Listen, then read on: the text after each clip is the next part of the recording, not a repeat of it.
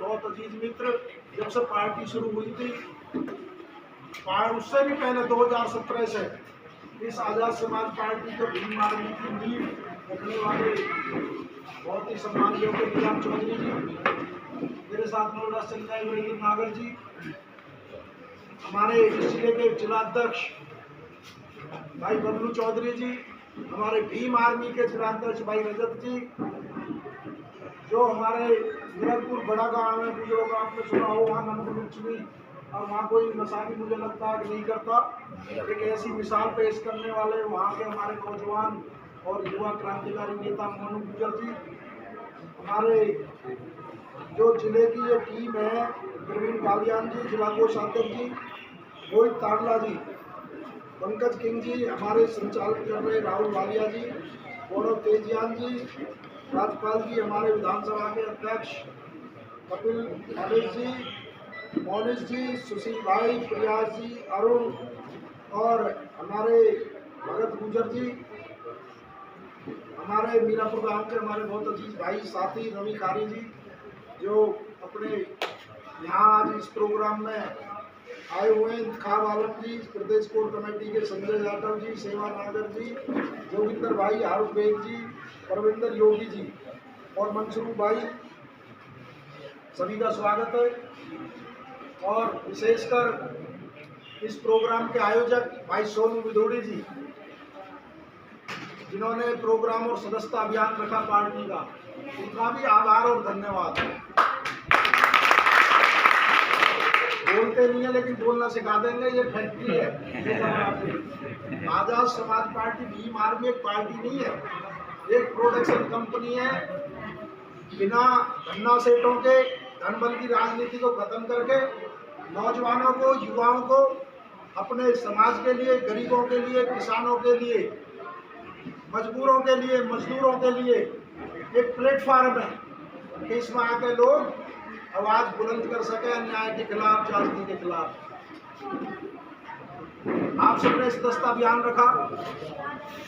जो लोग आज पार्टी ज्वाइन कर रहे हैं सोनू भाई के साथ, उनका भी आजाद समाज पार्टी में बहुत बहुत स्वागत है। चंद्रशेखर आजाद जी को अपना नेता और आदर्श मानते हुए और आजाद समाज पार्टी भीम आर्मी के कार्यकर्ताओं के लिए दो लाइन कहते हुए अपनी बात शुरू करता हूँ कि लहरों को देखकर ये मत समझना कि इनमें रवानी नहीं है। लहरों को देखकर ये मत समझना कि इनमें रवानी नहीं है। हम जब भी उठेंगे तूफान बन के उठेंगे, अभी हमने उठने की ठानी है। तो मैं कहना चाहूंगा, उपचुनाव है मीरापुर में और प्रदेश की 10 सीटों पर, उठ खड़े हो आजाद समाज पार्टी भीम आर्मी के शेरों, ये सही समय है। एडवोकेट चंद्रशेखर आजाद जी के नेतृत्व में इस उत्तर प्रदेश नहीं देश में बहुजन समाज को शासक बनाने के लिए जाग जाओ, मेहनत करो और संघर्ष करो। और संघर्ष भी तब तक करो जब तक लक्ष्य प्राप्ति न हो जाए, क्योंकि ऐसा नेता दूसरे पूरे देश में आपको नहीं मिलेगा जैसे चंद्रशेखर भाई हैं, जो पूरे देश में बिना थके, बिना रुके, बिना डरे हमेशा पूरे देश में बहुजनों की आवाज को बुलंद करते हैं। जो गरीबों की, किसानों की, मजदूरों की, बहनों की, शोषितों की, वंचितों की एक बुलंद आवाज है। और उस आवाज को सुनने के लिए आपने देखा हो संसद में भी आज तक किसी सांसद ने 7 मिनट में 30 जमीन से जुड़े हुए मुद्दे एक साथ नहीं उठाए। जहां तक वो कभी चूकते नहीं है। ऐसे नेता चंद्रशेखर भाई जैसे योद्धा वो महलों में नहीं मिलते, वो मुसीबतों से पल बढ़कर बड़े होते हैं। ऐसे योद्धा जो होते हैं वो मृत्यु को देखकर भी आगे की तरफ बढ़ देते हैं। अभी आपके नजदीक में देवबंद पर उन पर गोलियां चलाई गई थी, उनकी जान लेने की कोशिश गई थी। वो केवल एक व्यक्तित्व की नहीं, एक जो शेर सोच पैदा हो रही है देश में, जो लाखों चंद्रशेखर आजाद पैदा हो रहे हैं, जो बहुजनों की आवाज को बंद करने का प्रयास किया गया था, लेकिन वो डरे नहीं, रुके नहीं। उनकी जगह कोई और होता तो दिल में घुस जाता। गोली चलना, गोली लगना, जब आदमी को गोली चलती है जिसको उसे पता होता है, आदमी सालों तक घर से बाहर नहीं निकलता। लेकिन वो मुझे याद है, निजाम भाई उनके गोली लगी थी और भरतपुर में प्रोग्राम था। चंद्रशेखर भाई बोले भाटी जी वहाँ लोग मुझे बुला रहे, लोग कहेंगे कि वो तो डर के घर रह गया, प्रोग्राम रद्द नहीं करना। एम्बुलेंस मंगाई और 900 किलोमीटर सहारनपुर से उस एम्बुलेंस में लेट के ब्लड निकल रहा था, वो जाके सभा अटेंड की, अपने लोगों का जो कोई धन्ना सेठ के घर पैदा नहीं हुए, वो किसी अडानी अंबानी के पैदा नहीं हुए, वो विरासत में उनके घर में कोई एमपी एमएलए नहीं था, लेकिन उन्होंने तय किया मुझे जो छप्पर में रहने वाला भी बाबा साहब का संविधान जो इजाजत देता है कि एक तुलसीपुर में रहने वाला भी एमपी एमएलए बन सकता है, एक सांसद बन सकता है, एक मुख्यमंत्री बन सकता है, जो हमें संविधान में अधिकार प्राप्त है। उन्होंने एक युवाओं को एक दिशा दिखाई, एक सोच दिखाई। नगीना उसका उदाहरण है कि बिना बड़ी पार्टियों के भी आप ठान लो, आप मेहनत करो, संघर्ष करो तो सफलता आपको जरूर मिलेगी। तो मैं कहना चाहूँगा कि आज देश को जरूरत है चंद्रशेखर भाई जैसे नेताओं की, जो चाहे शिक्षा का मामला हो उस पर बोलते हो, जो चाहे चिकित्सा का मामला हो उस पर बोलते हो, नौकरियों पर बोलते हो, किसान के लिए लड़ते हो, गरीबों के लिए लड़ते हो। वो संसद में पहुंच के वो उनकी तरह नहीं है कि जो केवल नेता अपने बारे में सोचते हो।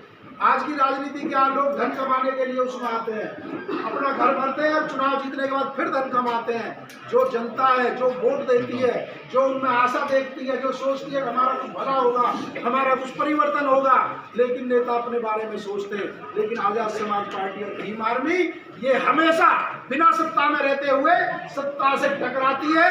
और आपने देखा हो कहीं भी आंदोलन हो, जहां जरूरत पड़ती है वहां जाकर संघर्ष करती है, आरोपियों को जेल भिजवाती है। ये पुलिस के पहले पहुंचने का प्रयास करते हैं हमारे कार्यकर्ता और इतनी मजबूती से लड़ते हैं। देखो हमारी सत्ता भी नहीं थी, अब तो एक सांसद बन गए राष्ट्रीय अध्यक्ष जी, उससे पहले हमारे एमपी भी नहीं थे, एमएलए भी नहीं थे। लेकिन मैं आपसे कहता हूं, आप किसी भारतीय जनता पार्टी या सरकार वाले नेता के घर जाकर देख लेना और एक हमारे कार्यकर्ता के वहां जाकर देख लेना, यदि थाने में पहले सुनवाई आपकी ना हो तो नाम बदल देगा। ये संगठन की ताकत है, ये अकेले व्यक्ति की ताकत नहीं है। संगठन से ही बड़े बड़े विशाल और महान कार्य दुनिया में हुए हैं। बिना संगठन के कोई कुछ नहीं कर सकता। और मुझे गर्व है हमारा भीम आर्मी संगठन देश में 22 स्टेट में सबसे बड़ा संगठन है। और एक दिन आप लिख लेना इस बात को, आजाद समाज पार्टी भी देश की एक सबसे बड़ी राजनीतिक पार्टी है। मैं कहना चाहता हूँ आपसे, यदि न्याय चाहते हो ना, तो न्याय चाहते हो तो शासक बनो। और शासक जो कभी भी वो जाति वो कौमें नहीं बनती जो संघर्ष नहीं करती, जो क्रांति नहीं करती, जिसे मुफ्त की खाने की आदत हो जाती है, वो क्रांति करना भूल जाती है। आपने देखा कि आज भारतीय जनता पार्टी 80 करोड़ लोगों को मुफ्त राशन देती है और दूसरी तरफ कहती है हमें विश्वगुरु बनाएंगे, हम देश को आत्मनिर्भर बनाएंगे। जब 140 करोड़ में से 80 करोड़ लोगों को आप मुफ्त राशन दे रहे हो, तो कैसे भारत को आप विश्वगुरु बना दोगे, कैसे आत्मनिर्भर बना दोगे? इस सरकार की कथनी और करनी में बहुत अंतर है। ये जो कहती है, इनके नारे झूठे हैं, सबका विकास सबका साथ। ये सबका साथ सबका विकास नहीं है, कुछ लोगों का विकास है और सबका विनाश है। आपने देखा हो 10% आरक्षण कुछ लोगों को दिया, कहीं आंदोलन की जरूरत पड़ी ईडब्ल्यूएस के मामले में, कहीं किसी ने लोकसभा में, विधानसभा में कहीं किसी ने आवाज उठाई हो, 1 मिनट में दे दिया, 3 दिन में। और यदि मैं क्योंकि गुर्जर समाज से आता हूँ और पिछड़ी जाति से आता हूँ, पिछड़ी जाति में हमारे बहुत सारी जातियाँ जो हमारे भाई हैं, पहाड़ कश्यप, हमारे प्रजापति, हमारे जो सैनी समाज, बहुत सारे हमारे जाट समाज, सब पिछड़ी जाति में आते हैं। लेकिन आप बताओ 73 गुर्जर शहीद हो गए राजस्थान में, आज तक मिला आरक्षण आपको? किसी और जाति पर इतनी गोली चली कभी? भारतीय जनता पार्टी ने सीधी गोली चलवाई, 73 आदमी शहीद हुए, जो 2007 में गुर्जर आरक्षण आंदोलन हुआ। जो हिमाचल के गुर्जर है, पता नहीं मेरे युवा भाइयों को पता नहीं पता, वो एसटी में आते हैं। एसटी में क्यों आते हैं? क्योंकि वो पहाड़ों में रहते थे, अंग्रेजों से और विदेशी हमलावरों से लड़ते लड़ते जंगलों में चले गए थे, तो उनकी आर्थिक स्थिति, सामाजिक स्थिति और शैक्षिक स्थिति इतनी खराब हो गई कि वो पिछड़ते गए। और जब संविधान बाबा साहब का लागू हुआ तो उनको एसटी में दर्जा दिया गया। बीजेपी सरकार ने हिमाचल के गुर्जरों का आरक्षण छीन लिया।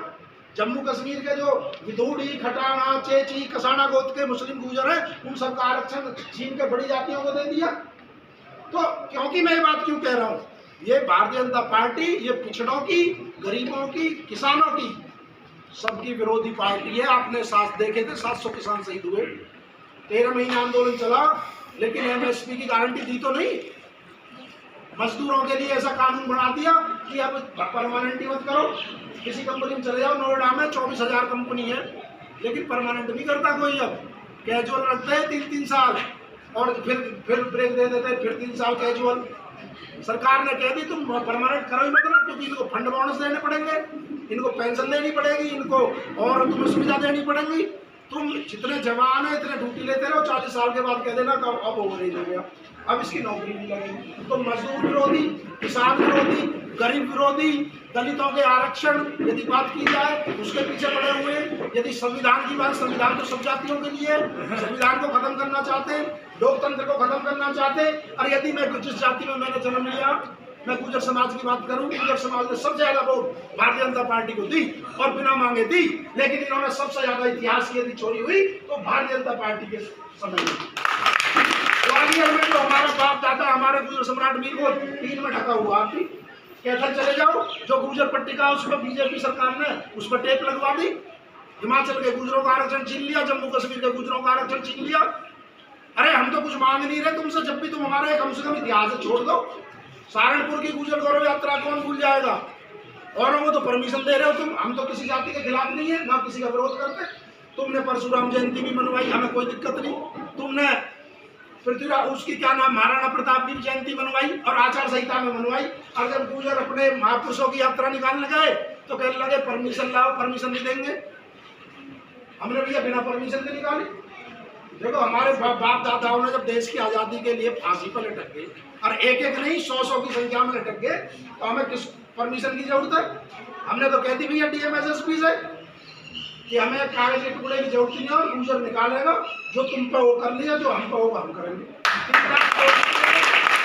3 लाख लोग नहीं सड़कों में निकले थे, नहीं निकले थे, और 40 किलोमीटर की यात्रा निकली थी। अब जो बदनाम कर दे, भाई हुड़दंग कर दे, हमें बता दो पत्ता हिलाओ। सहारनपुर में, दिल्ली में हमने गुर्जर महोत्सव कराया, 5 लाख लोग इकट्ठे हुए, एक सिपाही नहीं था ड्यूटी पे। बता दो किसी की चप्पल चोरी हुई हो? तो हम तो संविधान को मानने वाले लोग हैं, कानून को मानने वाले लोग हैं, लेकिन हमारे साथ हो क्या रहा है? प्रदेश में दूसरी बार सरकार है योगी जी की। बता दो कैबिनेट मंत्री तुम्हारा बना हो, राज्य मंत्री बनाया, एक जो अधूरा बनाया वो भी। केंद्र में बता दो कोई तुम्हारा केंद्रीय मंत्री, कैबिनेट मंत्री हो, वो भी कृष्ण पाल जी अधूरे मंत्री है। कोई तुम्हारा प्रदेश अध्यक्ष बनाया हो, तुम्हारा उपराष्ट्रपति बनाया हो, तुम्हारी गुर्जर रेजिमेंट बनाई हो, तुम एक काम तो बनवाओ। भारतीय जनता पार्टी ने काम करा, ये तो लड़ाने का काम करे। कभी पिछड़ों में अति पिछड़े को लड़ा दे, कभी जो जाटों को गुर्जरों से लड़ा दे, दलितों को मुसलमानों से लड़ा दे। अब SC में वर्गीकरण करके उसमें लड़ाई करवाने का प्रयास कर रहे। तो तुम्हें इनकी रणनीति समझनी पड़ेगी। जब जब चुनाव आएगा, ये यूपी में SC ST OBC की एकता से घबराए हुए, जो बड़ी संख्या में वोट इनके खिलाफ लोकसभा चुनाव में गई है, वे सोच रहे हैं कोई ना कोई पश्चिम में दंगा कराओ। किसी गांव में दलितों की कह रहे हैं जी मुसलमानों की बरादरों की, कहीं कह रहे हैं जी कहीं नाम लिखवाओ इनके। अरे जब कोरोना में तुम मर रहे थे, तुमने किसी के ब्लड पे चेक करा कि किसका ब्लड है, किस जाति का? हम नहीं लेंगे। कहीं कराओ तो बता दो। किसी बारात में जाते हो तुम चेक करते हो खाना कौन बना रहा, किसी होटल में जाते हो तुम चेक करते हो किस जाति का आदमी खाना बना रहा। ये ऐसी बातें सरकार निकाल के लाती है ताकि तुम इनमें उलझे रहो। तुम नौकरी की बात ना करो, तुम रोजगार की बात ना करो, तुम महंगाई की बात ना करो, तुम सस्ती चिकित्सा की बात ना करो, सस्ती शिक्षा की बात ना करो, सरकार से बेरोजगारी पर सवाल ना करो। इसलिए तुम्हें इन झगड़ों में उलझा के रखते हैं। जब भी चुनाव आता है हिंदू खतरे में आ जाता है। भैया प्रदेश में भी इनकी सरकार, केंद्र में भी इनकी सरकार, इतने सारे स्टेटों में भी इनकी सरकार, सारी पुलिस इनके पास, सारी फौज इनके पास, सारे हथियार इनके पास। फिर भैया कैसे खतरा? पहले, अब तुम्हारी सरकार आते नहीं खतरा होगा, पहले खतरा ही नहीं था। तो ये तुम्हें समझनी पड़ेगी कि जो जरूरी मुद्दे हैं उनसे तुम्हारा ध्यान भटकाते हैं। और ये जब भी कोई आता है कोई ना कोई विवाद करके लड़ाई करवाना चाहते हैं। इनका आपके उससे कोई मतलब नहीं। 10 मर जाओ, 100 मर जाओ, 50 मर जाओ। दंगे में मुजफ्फरनगर में हुआ नहीं था? इनका क्या गया नेताओं का? किसी किसान का बेटा गया, किसी का माँ का बेटा गया, किसी बहन का भाई गया। इन्हें तो अपनी चुनाव सत्ता हासिल कर ली। तो मैं आपसे कहना चाहता हूँ, आपको समझना पड़ेगा कौन हक और अधिकारों के लिए लड़ रहा है। आजाद समाज पार्टी एक नई क्रांति लेकर आई है, व्यवस्था परिवर्तन के लिए, सामाजिक न्याय के लिए, आपके हक अधिकारों के लिए। यदि आपको कहीं पे कोई दिक्कत हो तो आपके लिए आधी रात खड़े, और हम ये बहाना भी नहीं देंगे हमारी सरकार नहीं है। इतनी तो हैसियत रखते हैं कि एक दिन में चाहे तो पूरे देश में इतना बड़ा आंदोलन कर सकते हैं सरकार। और जो चंद्रशेखर भाई हैं जिनके साथ हम पूरे देश में इस विचारधारा को लेकर यदि MP MLA बनना होता तो किसी स्थापित पार्टी में पकड़ते, टिकट ले लेते, बन जाते, अपना भला हो जाता। लेकिन हमारी सोच केवल अपने MP MLA बनने की लड़ाई नहीं है, पूरे देश में पहले तो जिस जाति में जन्म लिया उसके लिए काम करने की है, और फिर जो शोषित गरीब, जहाँ किसान, मजदूर, दलित, मुस्लिम भाई, देश के भाईचारे को बढ़ाकर सबकी लड़ाई लड़ने की है। पूरे देश में उस काम को हम कर रहे हैं।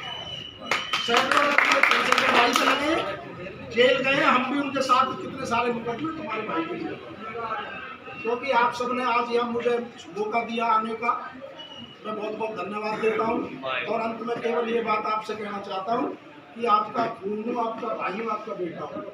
आपके मान सम्मान के लिए कभी जरूरत पड़े तो बुला लेना, जहाँ आपको जरूरत पड़े, क्योंकि हमने देश के कोने कोने में जाकर लड़ाई लड़ी है।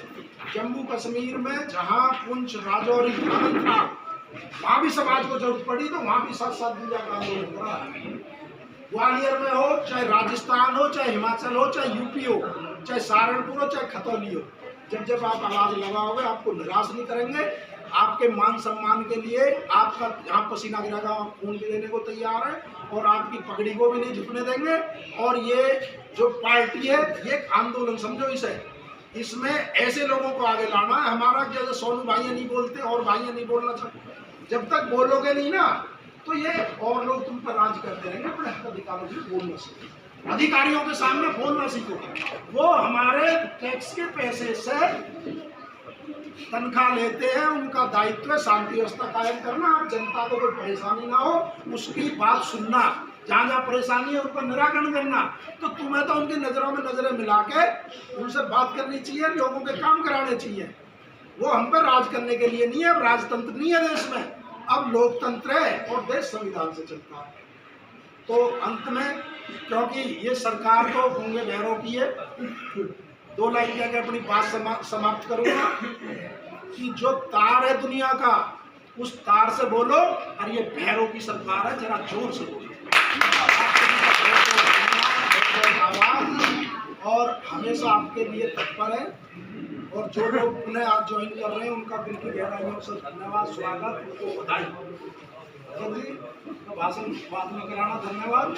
अब जो ज्वाइनिंग का प्रोग्राम है उसे करा दें। जो ज्वाइनिंग का प्रोग्राम है उसे बुला के उनको